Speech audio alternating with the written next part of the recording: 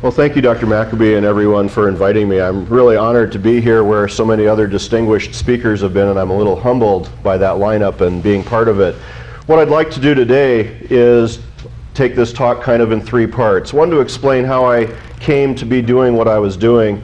The second is to focus on the topic that Howard asked me to convey a little bit, which is world terrorism in the context of what's happening in chemical and biological warfare. And in the last part, after I finish my slides, perhaps throw out some ideas that each of you can take back to your own community that would be something that we all need to be working on in the next year now that this idea is being disseminated.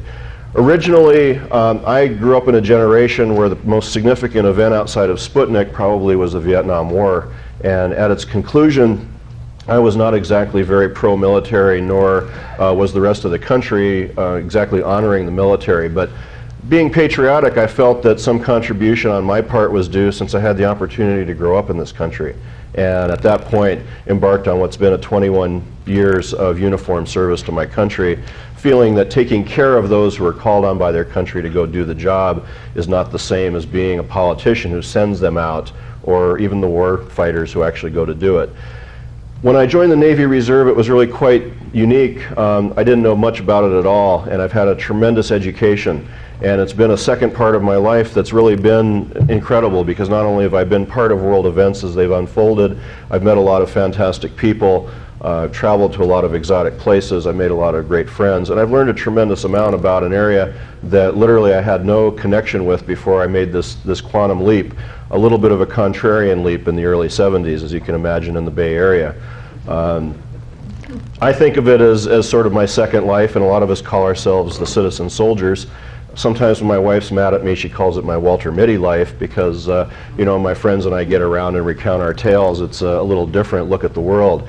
But during the time that I've done this, in addition to doing my general and vascular surgery, which is pretty time consuming, I've done things in the Navy Reserve, from having been a boat captain on a patrol boat in the Mekong River, to having been to Pensacola to learn aviation medicine. I've been down to Panama City in Florida to learn diving and salvage medicine, and ultimately went out to the Persian Gulf with SEALs and explosive and ordnance divers pre-Gulf War to find out about mine-sweeping operations and operations in temperatures of water that are 95 degrees, which is very different. Other jobs took me to Desert Storm area, part of the world, long before anybody ever heard the name Schwarzkopf or Saddam Hussein. And in fact, in July of 1990, I was in this part of the world doing an exercise that had been changed at the last minute. Up until then, every exercise I'd ever been involved in the US military was, what if the Russians do whatever? And that was the game we played, or the exercise we ran, how we would respond to it. In the late spring of '90, the exercise changed at the last minute. It was, what if this mythical country, sort of like Kuwait, was sort of invaded by a country like Iraq? And we played that war game in July of '90, which to me was a very peculiar change at the last minute. And even for a doctor, I knew that more was afoot than what was happening in this exercise. In August 2nd, which is about a week after I got home from the exercise, it came on CNN that Iraq had in fact invaded Kuwait. And I went out to the garage and I started to pull all my gear out that I had just cleaned and put away not a week before. And my wife says, "What are you doing?" I said, "Well, I think we're going to war shortly and I expect to be called up in about 30 days. And lo and behold, that actually did come to pass, that things started to unfold literally as we had just played them out, not weeks before. The first step in terms of military medicine was they fired up the Mercy in the San Francisco Bay Area and called up 1,000 active duty people to man it, and eventually they got it out to sea and on its way to the Gulf. But in so doing, you have to call up 1,000 reservists to backfill that, to keep things functioning on a day-to-day basis. During Desert Storm, my career path changed, because I had been doing sort of what I'd call military medical planning up till that point, but since I knew the action was going to be with the Marines, I managed to find my way into the Marine Corps, because the Navy supplies medical officers to the Marines, and I was with the Marines on the invasion of Kuwait in a mobile field hospital, and actually spent time in Kuwait, in this area where all these things were happening. That brings me to my really first big experience with chemical biological warfare, because as we were going to this although we got issued gas masks and things in the past, never with such an urgency did we start retraining for this, because there was military intelligence that the Iraqis had fielded tremendous numbers of chemical shells, that they had a tremendous amount of material useful for biologic warfare, and we in fact were vaccinated for anthrax. It's a series of 4 somewhat uncomfortable shots. That's a major undertaking when you're talking about 500,000 troops perhaps being vaccinated for anthrax. We were issued blister packs of a drug called pyridostigmine, which during the actual phase of the combat phase of the war we took 3 times a day. Pyridostigmine is a competitive inhibitor that in theory will give you an extra minute or 2 to get your other chemical pack open and inject yourself with atropine and some of the other drugs that you need. And also we were issued blister packs of ciprofloxacin, and we were all taking this as a prophylaxis against anthrax. The risk threat was thought to be so high that for the first time we were actually doing all these kinds of steps that I had never imagined we'd do before. I'm not sure, I don't know if there's any risk to us having done that. I don't have any idea. And certainly it didn't come to pass. But there was no question there was a tremendous threat of chemical and biological warfare. We captured tons of weapons. They had orders to use it. We were very fortunate it wasn't used. It would have been very unfortunate for a lot of people. Let me give one disclaimer at this point. Everything I say is totally my opinion and not the Department of the Navy or the Department of Defense, and mostly based on my own experience, nothing very secret. But I think it was important to get to this point so you kind of know that I had a little personal experience. When the first artillery shells come into your position in the night and you're scrambling to find your gas mask and to make sure that you have your auto-injector of atropine, it gives you a whole new look at what training for chemical and biological warfare really is. It's a very, very different thing. I can tell you that putting on a chemical overprotective garment, if you haven't done it about 10 times successfully, you can't possibly do it during an emergency. And I will come back to that when I get to the end of my talk and spend a little time on how perhaps we have to plan for our own civil defense when we do these things in the future. But without a lot of ongoing regular training, you simply can't protect yourself. It's beyond question. And also the logistics involved are exceedingly difficult. At this point I'd like to go to a couple of slides. And I brought in some of my favorite slides that this first one is just one that I encountered at Camp Lejeune, which sort of set the tone for the next couple of weeks as we were doing our training. But this was different than most of the kind of street signs I'd ever seen up until that moment where I made the transition from the Blue Water Navy into the Marine Green, and it's a very different kind of a transition. But really the sign that was probably more appropriate was when we got to northern Saudi Arabia and we saw this sign, which I also think is somewhat unique amongst road signs. And I actually had to stop the column to get a shot of this one because this was too good not to take home. But I spent enough time there, and I came back even later. I came back in '92. I was the Admiral's aide standing the battle watch when they did the missile strike on Baghdad. I've gotten to see the big picture as well as the small picture and to do military intelligence as well as actually go into combat and see what it's like to be there. So it's been a very unique career. Since I came home, when I came home, I immediately, you get off the airplane, you throw your uniform in the bag, you grab your discharge papers and you head home and you're a civilian. And literally within a day or so I went back to doing something that I considered more important. And not only did my home life change quite a bit with the addition of a new recruit here, but also I no longer felt that I was the guy who was going to go to the front the next time because I was now over 40. I'm not sure I can run that 10 miles. And my job really has changed to be that of a teacher or a trainer or somebody with the corporate experience that hopefully I can pass on the next time. And I didn't give much thought to the chemical biological stuff really until about 10 months ago. In the fall of 1994, this issue raised its head again in the reserves. And the reason was we basically were asked to start taking a look at North Korea. It was considered at that time very unstable. Their economy had failed. They had 1 million troops massed on the border of South Korea, and it was felt by intelligence that they were going to mount a war called a Sukchong Sukyu, and I'm not sure I'm pronouncing it right, but it sounds pretty interesting.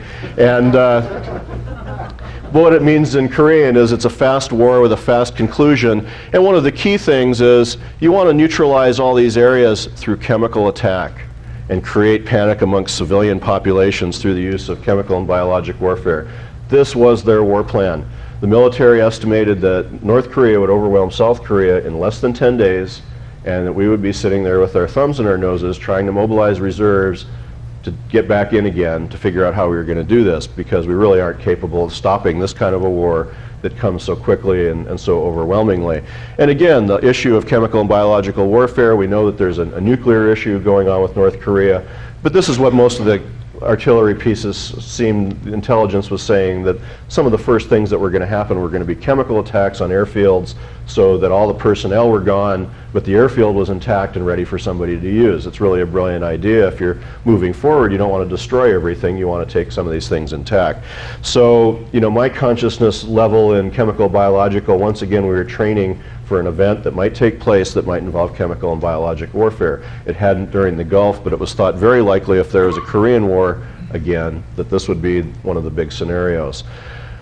In starting to prepare for this, in January I gave a talk on chemical and biological warfare, and I did it from the perspective of who else is out there doing this kinds of things, and I started to put together a little view of world terrorism. So this is sort of a beginner's look at who's in the zoo right at the moment. The first major headlines, you remember that a religious group with political aims in the Middle East hijacked a couple of airplanes, got big headlines, made a big statement. International terror, you know, really got on the news for the first time in a big way. In 1980, it was felt that about the time of the Shah of Iran that these religious groups really started to blossom, and all the world police organizations were really looking at them very closely. By 92, it was felt that most of the 48 international groups that were being watched for terrorism, 25% of them were religious. And these were the people who brought us the famous World Trade Center bombing in New York. And you know, they're motivated by perhaps different things than most of us understand, but the story gets more complicated from there. In '94, a similar group did the Air France Airbus hijacking. As you know, their plan, just before the French forces overwhelmed them and took the plane back, they were going to blow this thing up over Paris to make a more maximum statement, not only to kill all the passengers, but to create some destruction, perhaps the Eiffel Tower or some other symbol of France. These were the kinds of things that these people were doing, which when you look at creating a statement or an event, usually involves the death or injury of a few people by a bomb-type object. And up until recently, this is really the thinking of most of these kinds of groups. You get the fertilizer, diesel oil bomb, and you go, you know, take out a little building, and we're starting to get a little experience with that in our own country, unfortunately. But what's changed from the time of this Airbus hijacking and what's really become different is the whole threat basis has changed now. And with the end of the Cold War and the collapse of the Soviet Empire, everybody knows about this. It's pretty basic geopolitics. There's all kinds of new states and entities that we can even see in this country. There's an element of balkanization going on. But this is probably one of the biggest hot points in the world right now. And I want to give you a little geography lesson in a minute. Another one is the rise of Muslim fundamentalism. One of the reasons I believe we didn't go on to Baghdad during Desert Storm was that really the one they feared was Iran with Muslim fundamental religion more than they feared Iraq. And so they wanted to leave Iraq in place as a buffer against Iran, because the Saudis and Kuwaitis always feared the Muslim fundamentalists much more than they feared the Iraqis. So we've seen this big explosion of ethnic conflicts and genocide. Some of it's religious-based, some of it, I don't know what to call it, ethnic-based. Perhaps there's a religious base, but we're seeing a lot of it. I mean, if you were to take a geography test without having the key here, here's a really tough one. Trying to figure out Serbia, Bosnia-Herzegovina, Croatia, some of these places. What's really important is they border on a lot of our NATO allies. They border on places like Turkey and Greece. They border, you know, to really around here, countries that are very important to what we'd call the national defense of the West. When you look at this part of the map, here's another very exciting area, but it's not on CNN very much. But there's an awful lot of killing and stuff going on here, probably as much, or if not more, than in Yugoslavia.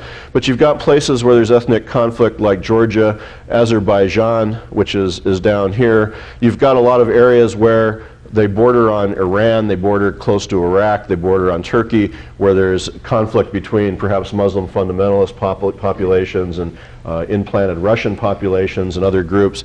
And this is also considered to be a real boiling point. And this is the area where it's thought that a lot of the weapons and intellectual support for chemical, biological, and nuclear events is moving from this part of the world down to more sunnier spots, you know, just like we all go towards the southwest. A lot of Russian people who are unemployed, both scientists and military people, are being heavily wooed by Iran, Iraq, Syria, Libya, all these players in the great game, and they're bringing their equipment and their expertise and selling out to the highest bidder.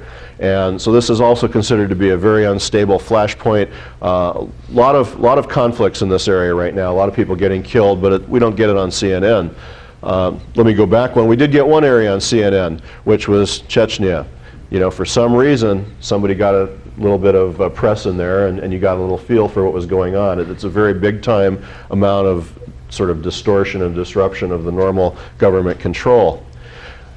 The next flashpoint down on the map really has to do with Syria, with the little country of Israel, with Saudi Arabia, with Iran and Iraq. I mean, these countries all now border on the Persian Gulf. They've, for years, had their own way of doing business, their own goals. Iran now has invested in 4 Russian Kilo-class submarines that are now in the Persian Gulf and could actually stop most of the flow of oil to the west. So this is actually an area where a lot of stuff is happening. Yemen's been unstable for many years. There's been civil war. Sudan, we'll get on to the next part of the unstable map. You go across northern Africa, countries like Egypt are being destabilized by countries like Sudan, where most of the Muslim fundamentalist training is coming out of. Libya's always been a problem. You know, we had a little bombing raid on Libya years ago that made us all feel great, but if it takes them 50 years to pay us back, I guarantee they will do it.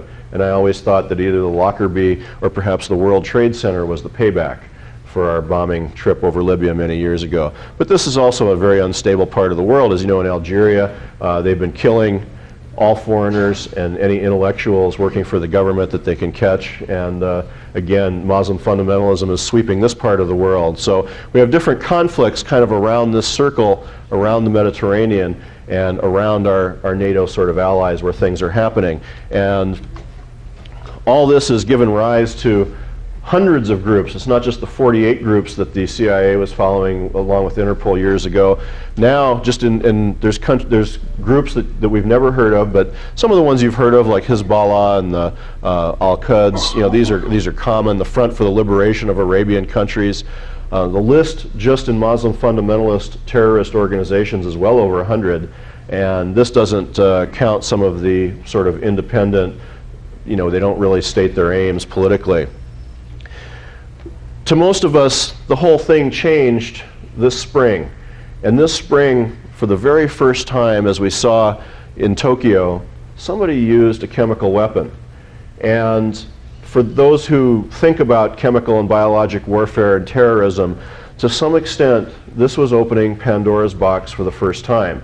And that what this has done has changed the view of morality, which up until now, something's been holding people back because all this stuff's been around for a long time. But now that somebody has done it, it's sort of like saying it's okay to do it if you want to make a statement. Somebody's done it, they've changed the intellectual milieu or whatever it is that has given us car bombs, but not chemical or biological attacks.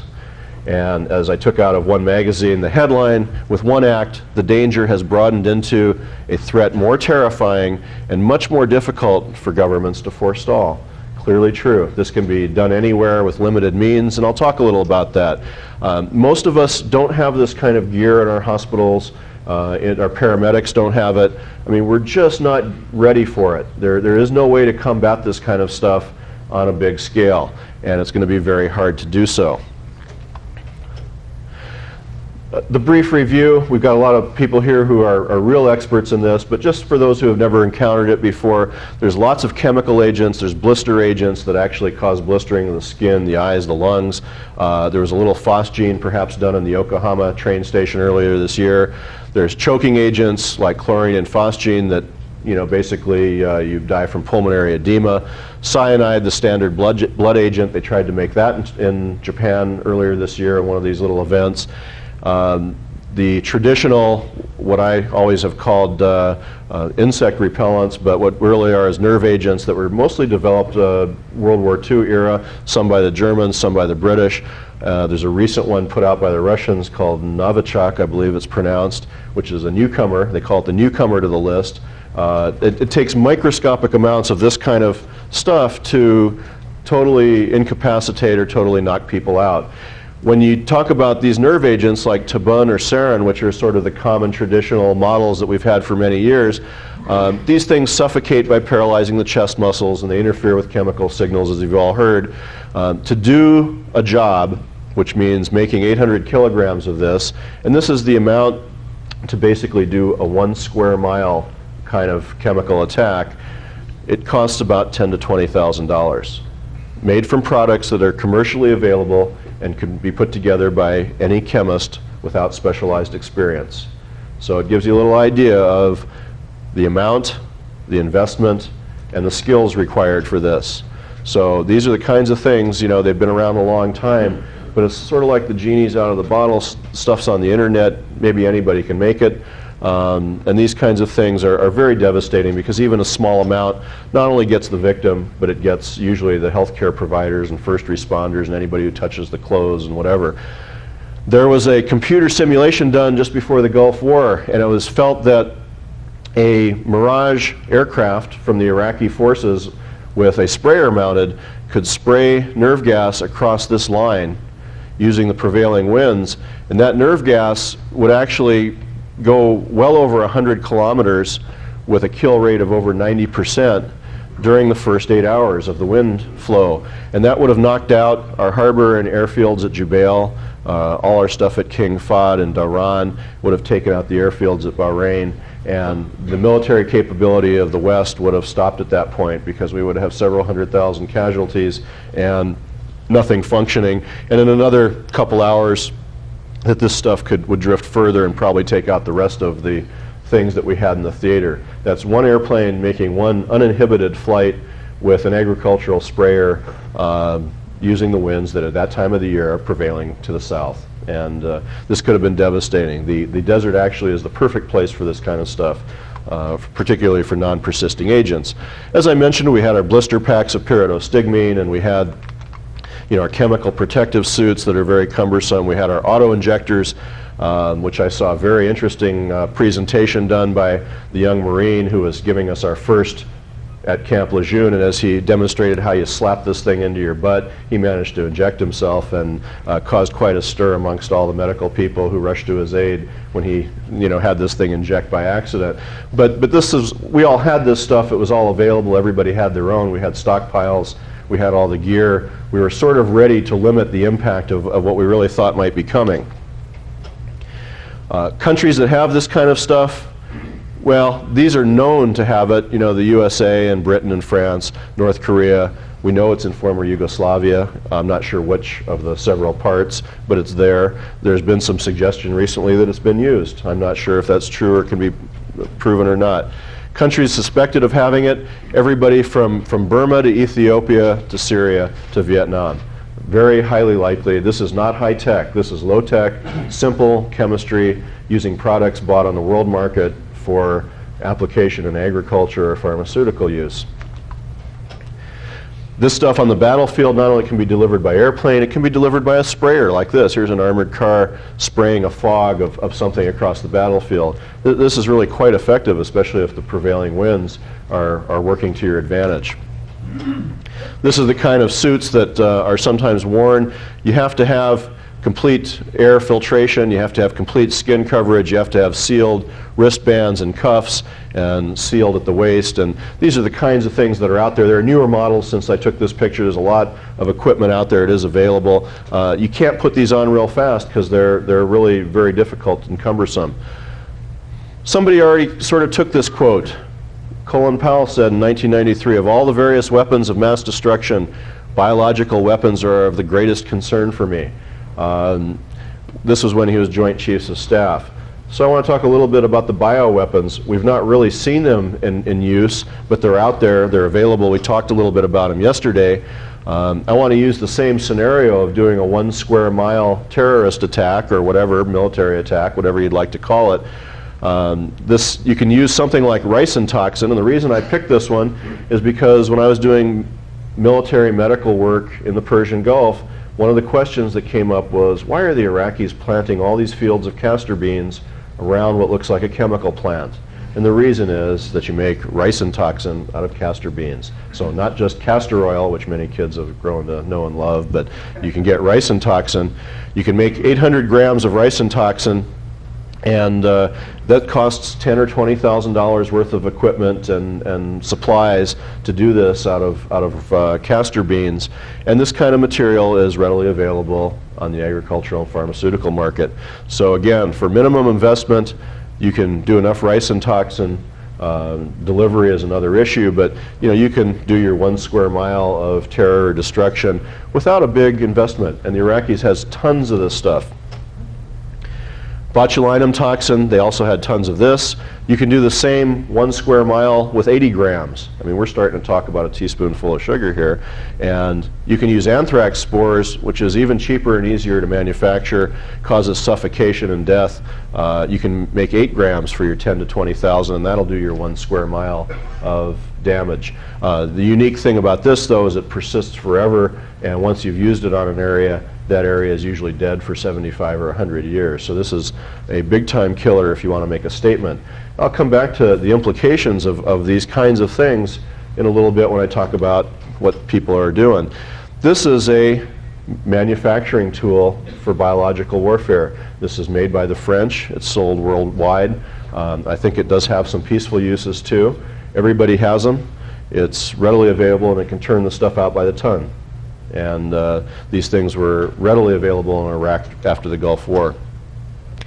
You can make all kinds of toxins, so the list is endless. You've heard about the easy, simple, traditional ones, but you can make anything. You can make staph toxin, and you can make diphtheria toxin, and you can make all kinds of fancy toxins. The list is really long. Aflatoxin, which is sort of like the mushroom kind of things that you get in the woods. There's all kinds of viruses that you can make. Again, problems have to do with infectivity and delivery and all, but the list is very long of things that are made in labs in bulk for delivery, in that kind of a scenario. The list is very, very long. The bacteria that you can use, everything from chlamydia and coxiella and rickettsia down to meningococcus and shigella, all these things can be made in bulk and delivered to wherever you want them. Certain fungi, which can be made even, and on the other thing is all these things can be engineered to be more pathogenic and be designed to be more pathogenic and drug resistant, and you can then turn them out by the ton. These are the ones that the last time I looked at the list, and if that we have some vaccines developed. Anthrax, which I mentioned we had taken during Desert Storm. Smallpox, we were getting vaccinated for that up until recently because it was still available as a chemical or bacterial agent out in the world. These are the kind of things where we may have some vaccine available. What else is available for doing this? The countries we know that have it, this list is fairly long, believe it or not. This is the ones where we're sure they have it, and the ones that we think might have it is twice as long. The Navy has a detection system which is able to pick this stuff up and can detect this short list compared to my very long list, and they're working on some of these others for early detection. And these kinds of things, it's sort of like we're behind in terms of detection, prevention, cure compared to the list of what's out there and can be designed as a chemical or biological agent. Let me come back to terrorism and where I think these two things kind of fit together. We haven't had chemical or biological events to any great extent in the US. In '72, something called the Order of the Rising Sun, which is a group of fascists, was arrested with typhoid bacteria that they were going to put in the water system. Could have been devastating. In 1985, a neo-Nazi group had 30 gallons of cyanide they were going to put in the New York water system. Not very much stuff, and they got arrested and taken out of action before they could actually do anything. So these haven't been very big events in the US. The director of the CIA said First and perhaps foremost, the technologies used in these weapons are now more available and easily absorbed by third world countries. But not only by third world countries, they're also easily done by, you know, amateur chemists and amateur people who want to put these kinds of things. You don't have to be. He also talks a little bit about the brain drain from Soviet republics to the third world, and this stuff is kind of out there. You can learn how to do it by getting the appropriate publications or getting the information off the internet. And what's happened in the terrorist world, you know, we have these extreme politically movements. The old threat, we call it, they were usually leftist. There are a few rightist or fascist movements, maybe Middle Eastern political groups with advertised goals. They're very easy to keep track of. Everybody knows who they are. They love publicity. The new threat sort of involves what we call disparate groups pursuing unique or mysterious agendas. I wrote this before I ever heard of Aum Shamrin or whatever they call them in Tokyo, and those feeling disaffected or dealt with unfairly. Perhaps that's Timothy McVeigh in Oklahoma City. Copycats and those hungry for publicity. Man, he got the federal building in Oklahoma. What's next? Who knows? But this is kind of what the new threat is, and now we've gone from the Unabomber who hurts one person to somebody who's sitting working in his garage and maybe can hurt 10,000 people. So it's a whole different scenario. This is what we saw in New York City when they did the World Trade Center, 6 casualties. This is what you could do if you decided to buy an agricultural sprayer. This is in my own city where they go around and spray for mosquitoes, and your chemical or biological agent could be delivered to a major metropolitan area without having to buy anything special or unique that isn't right out there available to all of us, because we live in that kind of country. And that would have a terrible impact, because a scene like this where we're all touched by one child, you know, could easily be 10,000 children. So I'm going to skip the nuclear issue, but I want to spend a few minutes. Let me give you a couple other scenarios, not to scare you, but to really explain what I think the magnitude of the threat is, and then we can talk a little bit about what I think we can do about it. If you took the World Trade Center bombing, 6 people killed, 50 injured, in a building where more than 10,000 people work and perhaps 50,000 people come and go during the day, was what I had heard, and you put sarin in the air conditioning system, you have 10,000 casualties, probably plus all the first responders who come to the scene to do something. You have a thing that overwhelms our imagination. If you do the same thing with a bacterial thing like anthrax, you not only infect those 10,000 people and perhaps the others coming and going during the day, they then take it out home with them and give it to their families and their friends, and you have a complete collapse of probably a statewide healthcare thing that's beyond imagination. So these are real threats. When I last gave this talk, somebody asked me, well, what do I think we can do about it? I've been thinking about that now for a couple of months. I don't think every little community emergency medical system and every little community hospital can do much preparation for this. It's logistically very difficult. The training is very hard. The stuff that you'd require in an ongoing fashion would be very difficult. And my idea would really be that this is the perfect opportunity for the civilian sector and the community hospital and the community medical system to have a really nice open communication and relationship with their local military. I think that in my neighborhood, probably the people best able to deal with this kind of threat are the people on the military base. They have stockpiles of nerve gas antidotes, they have decontamination gear, they have training. The military has a lot of things that are organic to a disaster that most of us don't think about because you've never had to do it. But it's just like when you move a military unit to the Persian Gulf to fight a war, you don't just take 20 guys with rifles and 2 tanks. You have to take the 10 people that support them, and that's, you know, guys with generators to provide power and the fuel storage and all that stuff. And so, you know, in any kind of a disaster, the military is really a very unique resource to have in your community, because they, chances are, have some kind of a mobile field type hospital and storage that they can bring and set up right next to you. They've got their own generators, they've got their own vehicles, they've got their own power, they've got their own communications. Chances are they have food and they have the personnel to get it up and running. You also need security. A lot of other things that most of us don't think about in an everyday life, but in a disaster, everything from communications to security to water purity are showstoppers. And that's the kind of thing the military is exceedingly good at and they train for every day. So my challenge to this audience really would be that you go back to your communities and not have your hospital start stockpiling nerve gas antidotes or, you know, chemical protective suits, but have the people at the local military installation come over and do training, set up perhaps some kind of a agreement that should we have a crisis, how are we going to interface, because, you know, you're a federal defense agency, we're a city or a county hospital or whatever, and that would be really where I think that the back half of this decade we probably need to concentrate getting our own ability to respond to these kind of crises. And as I said, it's not just the chemical and biological crisis, it's the earthquake, it's the hurricane, it's humanitarian response overseas. The military actually has the structure and the ability to go do these things. If somebody's planned it out ahead of time and thought of it ahead of time, it happens automatically.